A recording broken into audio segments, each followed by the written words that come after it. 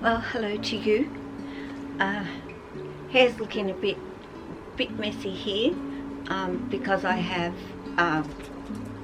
Maya, my blonde spotted python,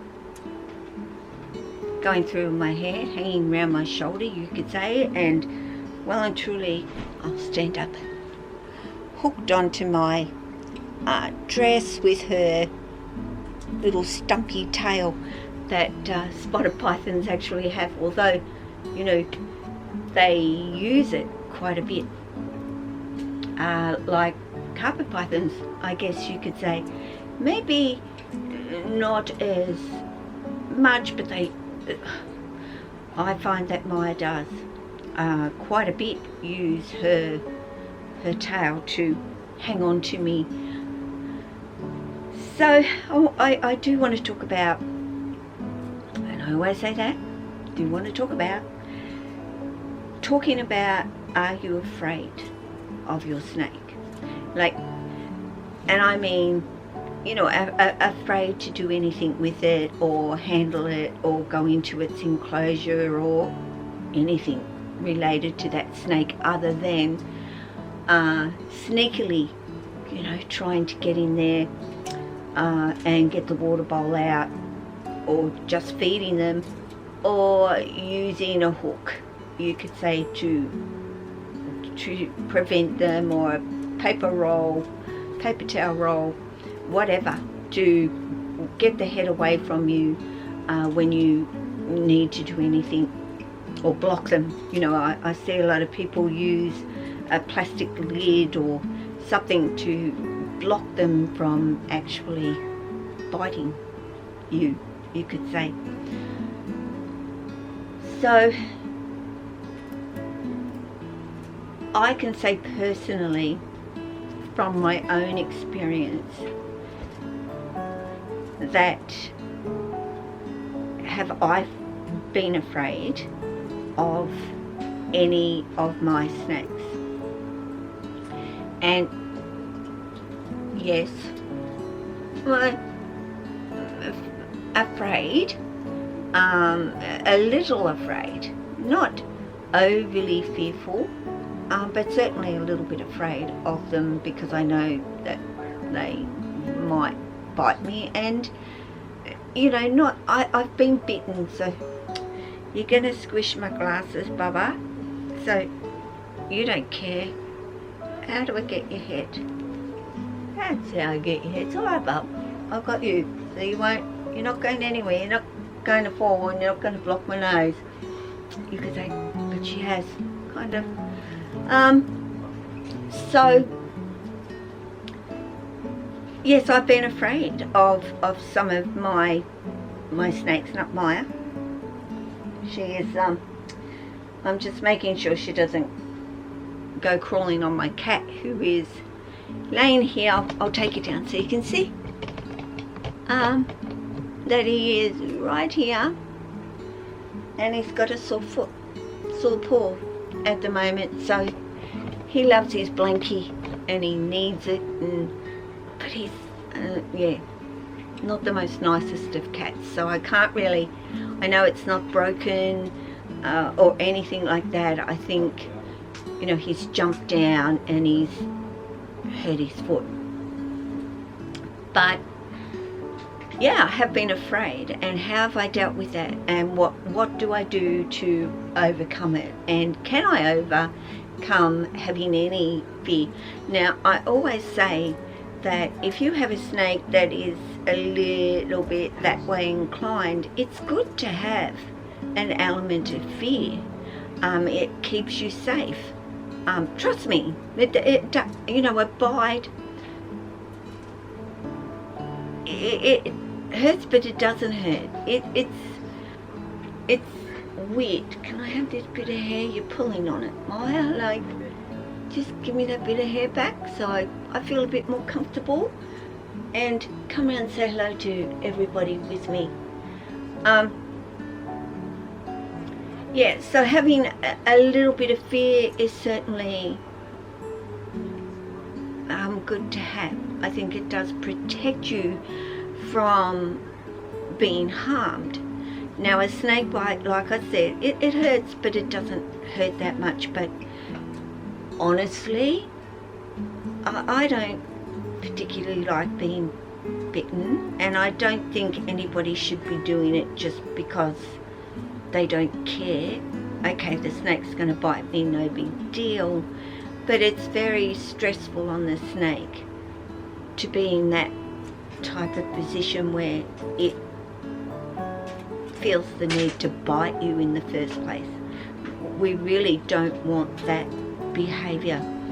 Now, Ishi, my other spotted python, is a very defensive, fearful snake inside of her enclosure. But I know that once she comes out, she is so much better. But I've still got to be watching her, on your tail, watching her body language. I've still got to be 100% sure that she's okay with me moving her or redirecting her. She is nothing like Maya, who really doesn't care much about anything. Maya would have to be the most chilled snake, even more chilled than Lily, but that's because Lily is a jungle carpet python, and Maya is a little darling blonde spotted.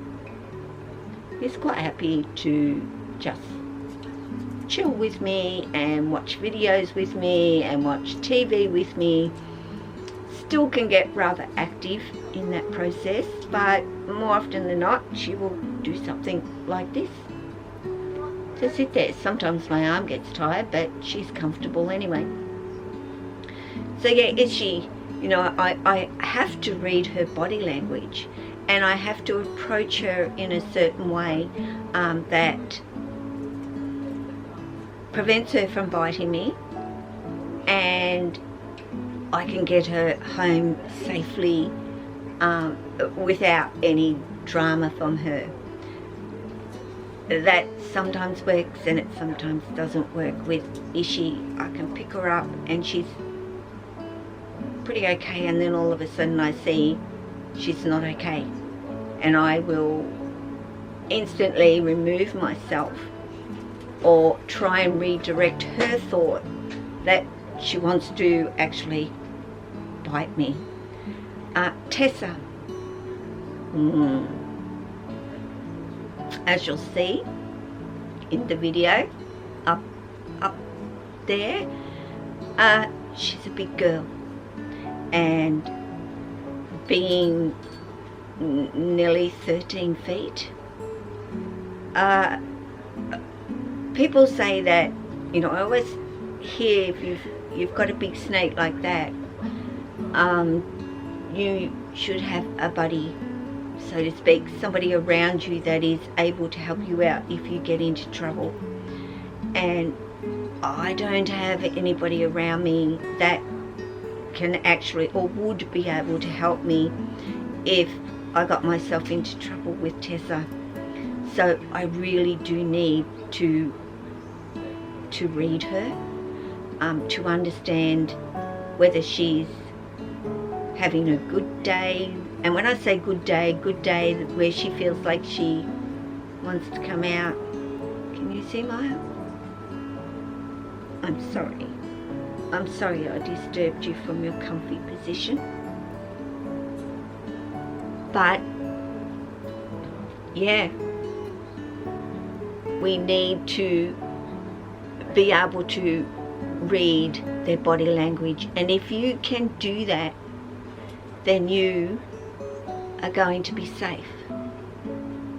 And on her bad days where I know she doesn't want to come out, would I get her out? Would I attempt to get her out? No. And we all want to have a really good relationship with our snakes. So we've done everything to make that happen. And some snakes really take to that quite quickly, and other snakes, they don't. They're not so happy about us intruding on them. So yes, I have a fear when it comes to Tessa. I don't show it to Tessa. I don't let her know that I am afraid of her at all. I just go with the flow with her. I don't do too much forcing or asks of her, because I have a right to be fearful, to have some fear, and it's okay for you to have some fear as well. But if you've just got a young snake, then you've got plenty of time to possibly turn that around, them snapping and wanting to bite you. You know, I know people have, you know, spotted pythons. A lot of them can be like that. Trust me, a lot of them can. Maya has not been at all. She's been a sweet, sweet girl from the very, very beginning when I got her. She is beautiful. She is thriving in her bioactive setup, as you can see. She's a really beautiful weight and size for a spotted python. She would be at the length of her enclosure, which is 1.2 meters. So she's a nice size for, well, they get to that size, the spotteds. I don't have any fear with her. And in the reality of, I don't have any fear with Ishi. Size-wise, I can handle her. Totally handle her. But if Tessa decided to, it's okay if they do a snap and go back and retreat, and it's not a food response bite. You can pretty much tell when they're looking for food, and it's going to be that type of a bite. And that, once again, is very hard to explain, but you know it. And you know, if she bit and wrapped, and depending on where she wrapped, of course, if she wrapped around my arm, cool. But if she wrapped around my chest or wrapped around my neck, I'm a goner, because there is no way I could get Tessa off. No way at all. Being as little as I am, and yeah, I take a risk when I'm working with Tessa. So having some fear is good for me, because it makes me alert and very conscious of what is going on with her. And that's all you have to do. So even though, you know, in the start of the video I said about using things to keep them away from you, yeah, that's a good idea. But as little ones, that's the time when you don't do it. You avoid that as much as you possibly can. Just watch their body language, and if you can see them getting closer or coming at you, or in, you know, don't get that close to them. Keep your distance. You know, if you need to get some poop out or something like that, and you don't want to be bitten, then use a ladle wrapped around a stick and pick it up and put it in, rather than using anything to push them away from you, because you don't want that behavior. But as they see you doing more and more of that, they will get used to it, because I can go into Tessa's enclosure and clean it up for her, and she's not bothered by me at all. I start asking something of her to move, then I see a change. And then I don't make her move. That's the end of the story. I do not make her move. But Maya, she'll do anything I ask of her. Won't you? Because you're so precious and beautiful. So from there, Maya, you take care. I'll chat again soon. Press the like button for me, please. Ciao.